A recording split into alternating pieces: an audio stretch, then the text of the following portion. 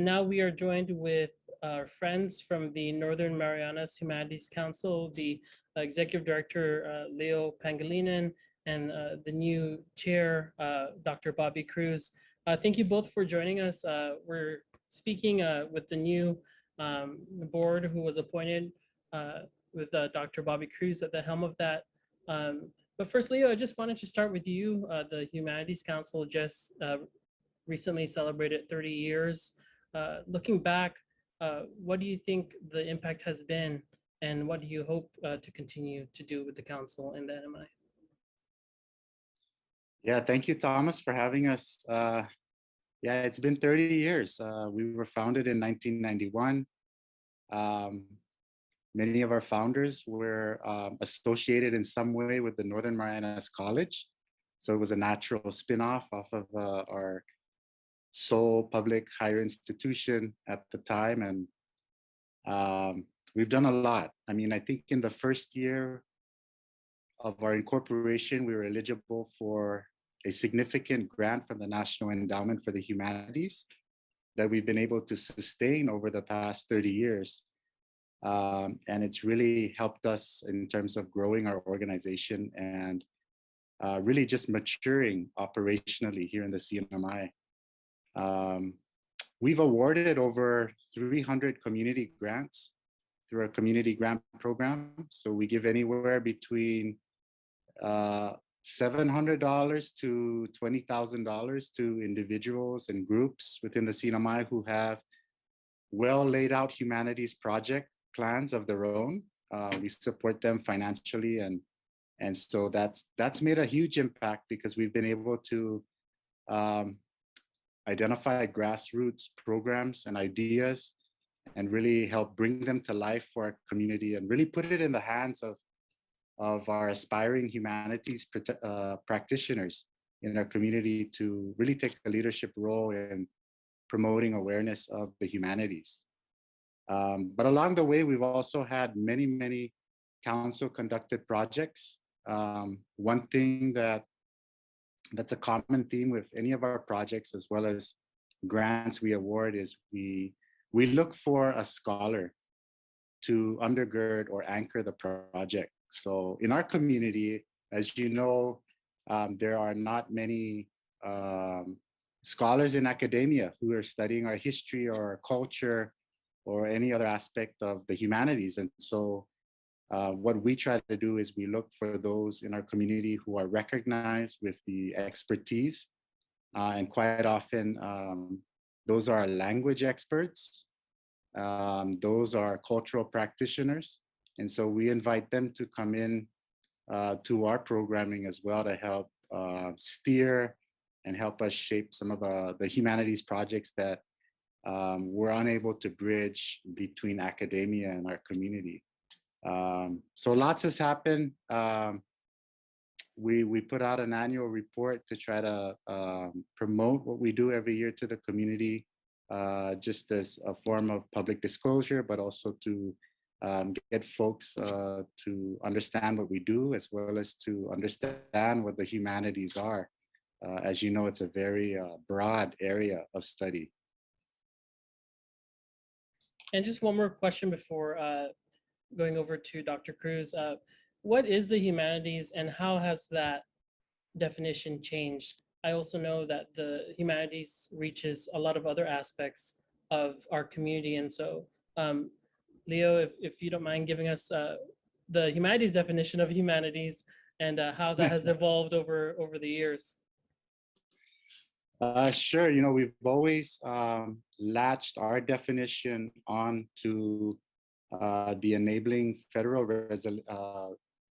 legislation that created the National Endowment for the Arts and Humanities. So in that enabling legislation, our US Congress has articulated these areas, these academic fields, which include history, language, jurisprudence, a number of social sciences, philosophy, ethics. So it's a very broad field. And ultimately, what I like to tell people is it's really the study of mankind. It's like what makes us human, what makes us work, What is our history? What do we think about ourselves?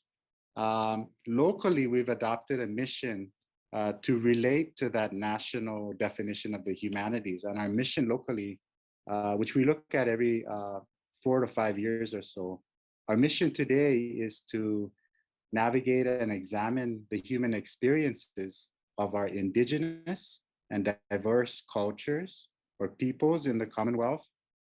And we do that to enhance their lives through publication, research, dialogue, and programs.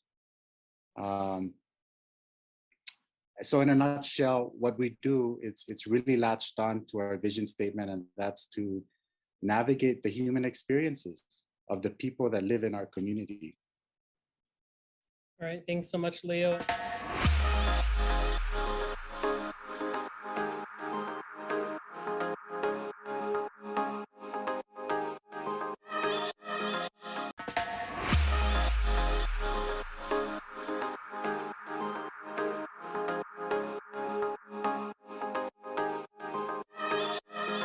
Dr. Cruz, I wanted to rope you in the conversation here as a new chair.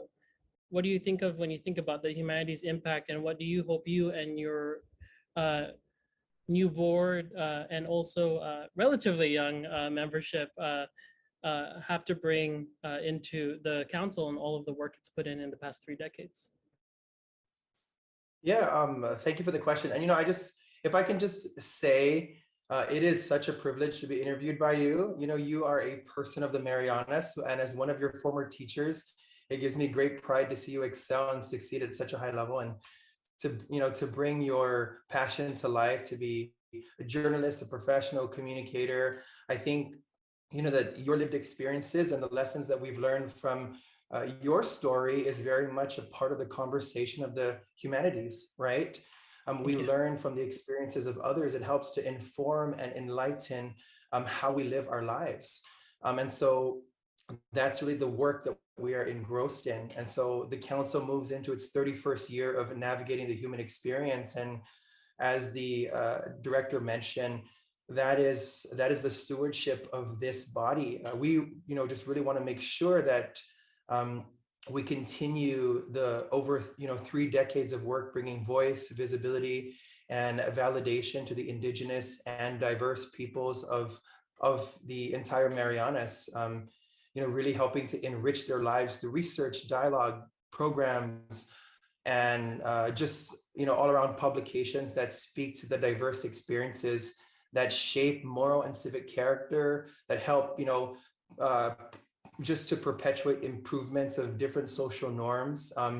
And we look to capture a range of different cultural expressions that come from different individuals who are just differently situated in terms of identity, history, culture. We want to capture those voices. We want to capture those stories, especially those groups who are, who have been historically marginalized. We want to gain a higher level of intellectual awareness and fluency with the people who we share spaces with. And so for me, I identify as a proud gay son of the Marianas. My pronouns are he, him. And I proudly say that. I think it's important to put that out there because it informs my why, the why behind why I do this work.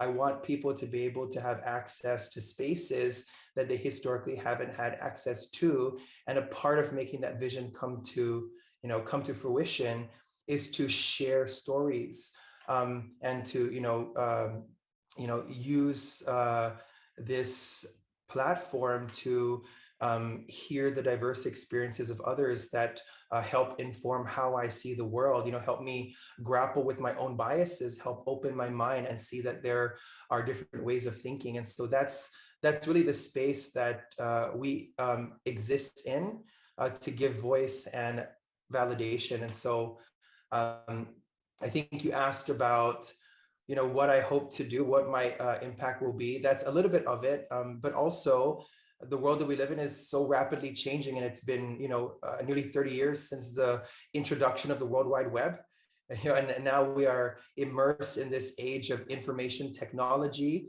Actually, the era of information technology is coming to an end, and we move into the era of technology experience and digital citizenry.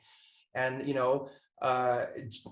Generation Alpha is born, and so we are in this world of social media, coupled with augmented reality, machine learning, artificial intelligence, that's just advancing faster than we can keep pace. And just about everyone has a smartphone.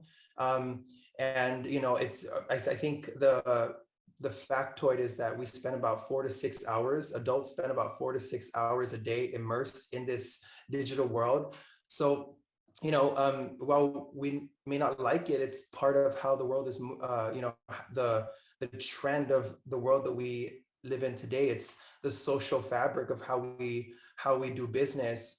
And so as chair, I think, we think very seriously about how do we move into the 4th decade of work of the Humanities Council, to continue to navigate the human experience. And I think the futurist in me, can't help but just, think about how do we leverage the power of technology to continue to better capture these stories and really invite people to the table.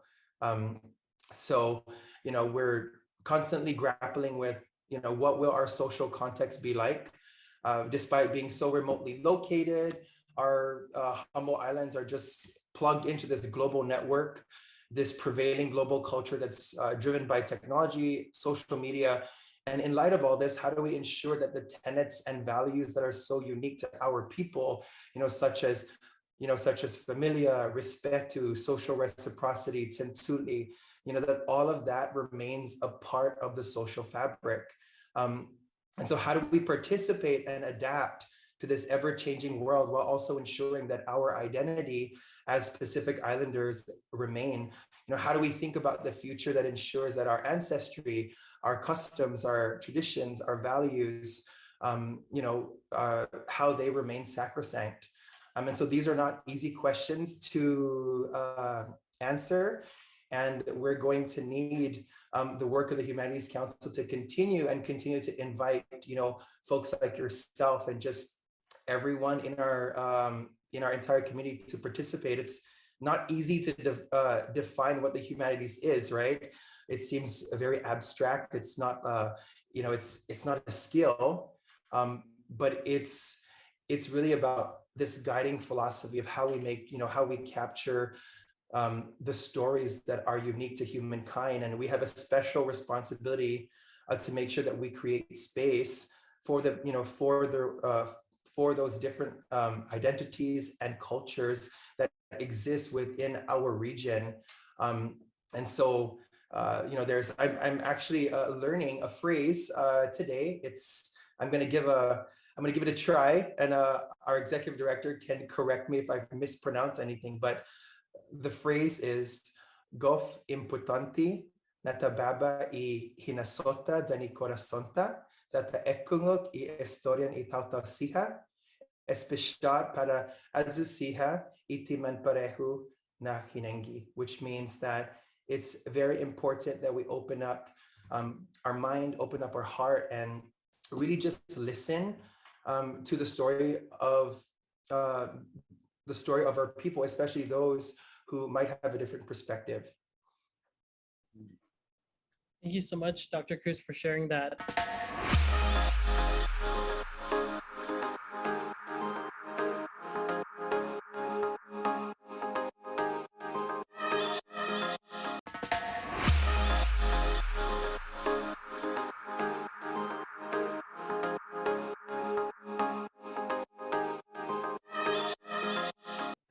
I know that some members of the council just got back from here on Guam for the Second Pacific Preservation Summit, which is in line with our conversation right now. The theme for that summit was technology empowering cultural heritage. And at times, cultural heritage and that futuristic look that Dr. Cruz talked about can seem as though it's clashing at some points. But Leo, given your extensive time at the humanities, what are your thoughts on that and how this new generation will reconcile some of the older traditions with more, modern, um, tools that might that some might believe takes you away from the core of what the culture is. Is that part of the challenge that the humanities is facing, or what are some of the biggest challenges that you see the humanities addressing at this point in time? Well, I think it's an evolving situation. I think we had a crash course in the use of technology during the pandemic. We were sort of forced to pivot and rely on technology to bring people together, to help them think critically about topics, to try to engage them in conversations. Um, and we saw challenges with that, and we saw different kinds of participation, different success rates in terms of the successes we wanted to see with those different formats. I think on a fundamental level, though, where there's some elements of being human that technology can't substitute. I want to go back to our chair, Dr. Bobby's comments about the importance of stories. Um, there's so much to the sharing of a story. You can read it, and it's that one-dimensional, how you would absorb it through reading. There's talking about a life experience with one or more people. There's having a public audience when you share it. There's emotions involved. There's reading body language. There's a lot of social cues and other ways that we communicate outside of technology that just I can't see that being replicated readily. And I feel like people, more so now because of how many people feel inundated by the advancement in technology. Um, I feel many people yearn for something that's a little bit more simple, uh, something that engages their senses, something that gives them those memories that their parents or their elders have shared or have appreciated in their lives, wanting to have a taste of that. And I think we're always going to try to find a balance between the use of technology and how we put programs together, how we try to engage our community with programs. But we're always going to think about and try to find ways to insert those traditional ways in which we gather, whether it be around food, whether it be just around people who have an interest in talking about or struggling through topics and issues of interest to us as a community.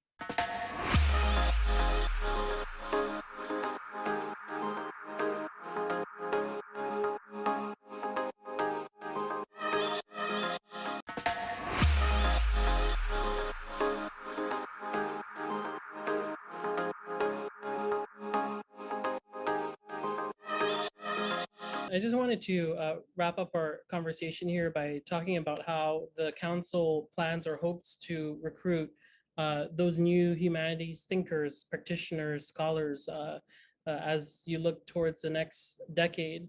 Dr. Cruz, maybe we'll start with you, and Leo, you'll have the last word on maybe there are some people who are watching this who might not consider themselves any of those things that I just said, but are very much practicing and doing the work and thinking about it, writing about it. So how are you planning to bring them into the humanities work? And I guess what's your advice or words of encouragement for those who have the skill sets, but might not necessarily see themselves in that role? Yeah, that's a very important question.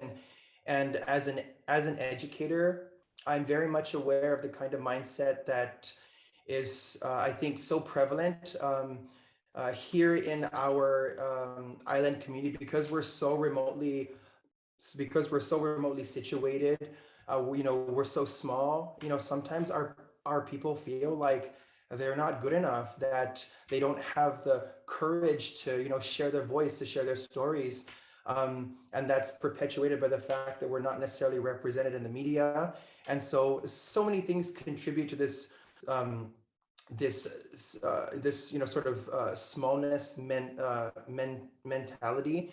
And I think that the Humanities Council is uniquely positioned to change that, to give, to empower our youth to be able to write down their stories now, to create incubators, connecting with the Northern Marianas College, also strengthening the partnership with the public school system and making sure that these humanities programs, where research work can begin, and we empower our kids with those skills. How do you tell your stories? How do you conduct qualitative research, quantitative research?